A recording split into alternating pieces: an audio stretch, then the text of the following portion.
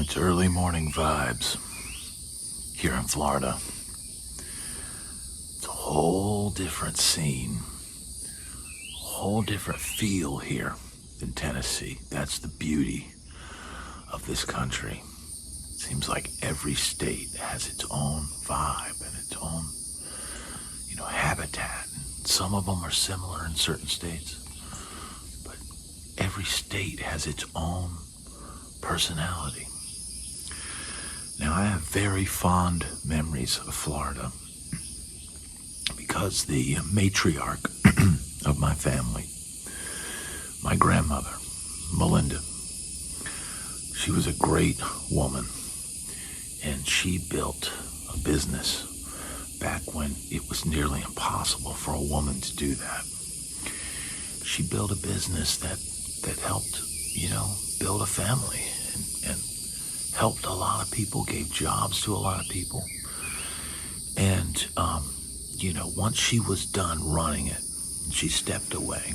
She passed it on to the, family, and gave my mother a place to, help take care of me and a job so that she could provide. And, I would often come down here to stay with her during the summer. Would give my mom a break, and because she was focused now on running the business, and so I would come down to Florida, and my great grandfather, who I never got to meet on my dad's side, he retired in Florida. So I feel like this is almost like where I'm supposed to be, on the back nine of life. But, driving through Florida and seeing the sights, at times, it reminds me of California a little bit, when you drive along the waterfront, like Pacific Coast Highway. And, yesterday we went to Marineland, and part of it is you walk through this walkway along the ocean, and you can see the ocean and the spray of the ocean. Just, it's miraculous. It's miraculous. But my time down here in Florida, I was just a young kid. Now, I was playing guitar, and I would come down here for the summer, and I would bring my guitar. Now, my first guitar that I ever got came from Florida. I had told, my mom and my dad and everybody that, and my grandmother, I want to play guitar. So she had a friend, my grandmother had a friend down here who was a guitar player, and he had a Yamaha classical guitar. And so he, sold the guitar to her, and he gave a few issues of Guitar Player magazine with it. And this was the old Guitar Player magazine, the little thin, version, not the big fat version that you had in the, late 70s and 80s. And I remember one of the issues had Keith Richards on the cover, and he was in those yellow pants, and he's wielding this guitar, and I remember reading about that and reading the articles, because I want to play guitar, so I'm going to read this Guitar Player magazine. You didn't have the internet, you didn't have that, so magazines were huge, man. That's how you learned. And I think I may even had an issue with Rick Nielsen of Cheap Trick, and both of those guys. And I would later go into record stores, and I'd buy a Stones album. I bought Stones Hot Rocks, right? And I bought Live at Budokan with Cheap Trick. I ended up really liking both of those records a lot. I would play Hot Rocks all the time, and I would play Live at Budokan. I love the guitar work on that, man. As far as get started out as learning rock guitar, man, Rick Nielsen played some cool stuff, man. He played some cool stuff on Budokan. But, that all kind of started from Florida, now that I think about it, because that guitar and those magazines. And I think that guy may have even set up a few more magazines down the road. Once he'd get done with the magazines and she would come up to visit, he would send her with a stack of Guitar Player magazines. And I don't even think you could find those in the grocery store or anything back then. I mean, it was the early days of guitar playing.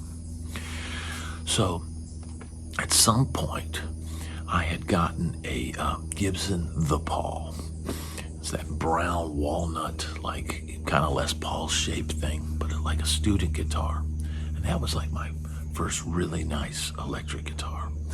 And before that, I'd had a Univox, which was an interesting, like a 335 to this type thing. But I had this Gibson The Paul at the time. And I remember coming down for the summer, and I was getting around, maybe I was around 11 or 12, around the time when, girls start, the young girls start checking you out, and you're kind of at the side of your eye, kind of, checking them out. And I remember we used to, my grandmother lived in Cedar Key, right? And Cedar Key I used to call it Danger Island when I was a little kid, right? Because, I'd see the crabs and alligators and stuff like that. And I was like, but I would love to come down to Cedar Key. And I would spend the summers down here. And there was a restaurant on the main drag in Cedar Key is a small place, but they get a decent amount of tourists, and so there'd be these like kind of touristy kind of restaurants down by the water. And there was this one place called Frogs, right? Now this is the story of my first gig, not a first paying gig, but first gig. I had learned, a bunch of Chuck Berry tunes and maybe a couple of Rolling Stones songs, but enough that I could play for a long time. I could play, right? Now Frogs had a young guy that would play piano at Frogs. They had a piano in there, and they said, hey, well, one night, man, bring your guitar down here, we'll play something, right? But it didn't have an amp down here. So my grandmother says, hey, let's go see if we can't find you an amp. Let's go see if we can't find you an amp. And then you can go down to Frogs and play a little something. And then, when you go back home, you can take the amp with you, have you a backup amp or whatever. So I remember, where do you go? I mean, back in those days, you didn't have Sweetwater and you didn't have Guitar Center, at least not that I knew of. And so we ended up maybe in Chiefland or maybe Gainesville. And we saw a pawn shop.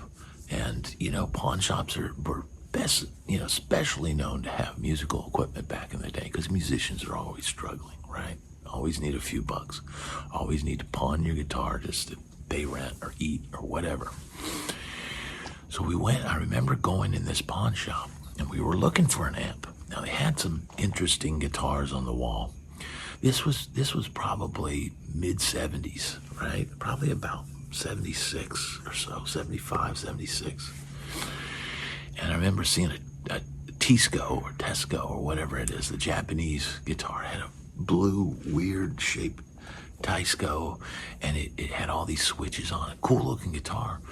But, we weren't looking for a guitar. We were looking for an amp. And, I was looking for like a Fender amp, right? So we're in there, and he didn't really have anything good, But I looked in the back room, and I see this Fender Deluxe amp. It wasn't a Deluxe Reverb. It was a Deluxe, just a straight silver face Deluxe. And I see it like sideways, and it's on like a table, like it's on a bench, like maybe they're looking at it or whatever. And I said, well, hey, what about that? He says, oh, that amp doesn't work. And I said, well, will you sell it? And guys, yeah, $100. like, okay. So bought a deluxe, Fender Deluxe, silver face deluxe, no reverb, but a Fender Deluxe for $100, right? So we get it home and I plug it in and it works. There's nothing wrong with it. Not anything, not a scratchy pot or anything. But he said, oh, it's broken. So I got this like cool deluxe, man. That was a cool sounding amp because it was something about not having the reverb circuit in it. It seemed to have a little bit more gain. It was like, had a really cool sound to it, right? So now I had an amp. So then we're like, okay, we're going to go down with, hey, owner of Frogs, we're coming down Friday. So I can remember going down there. And the piano players, well, what do you know? And so I just started playing all these Chuck Berry songs. And just I had a little mic, and I plugged the mic into the deluxe, and I'm just playing, all these Chuck Berry songs with this guy playing piano, and it was like awesome because, I got this guy and he's playing boogie woogie piano, and I'm playing Chuck Berry. And it was like really cool. And I remember there was a young girl about my age, the daughter of the owner. And she was, kind of looking at me, giving me the side eye when she would walk by. And it was just a couple days later that the phone rings at my grandmother's house. And she's like, Brad, there's a girl calling for you. And it was the girl that was, the daughter of the owner had, took a look at me and said, I want to call. So back then, it seemed like girls, advanced a lot faster than guys. So the phone would ring at the house, and the same thing happened back home. All of a sudden the phone would ring and my mom would be like, there's some girls on the phone, I want to talk to you. And I was like, I didn't give them my number. Girls seemed to be very aggressive then, right? So this girl, this is probably the first time it happened, and you can say it's a direct result of putting on the guitar, going down there and playing some songs, right? So this girl, calls, and she, ended up like one time she invited me to go clamming. Now I didn't know. I'm from Williamsburg. I don't know what clamming is, So I'm thinking a girl's calling me.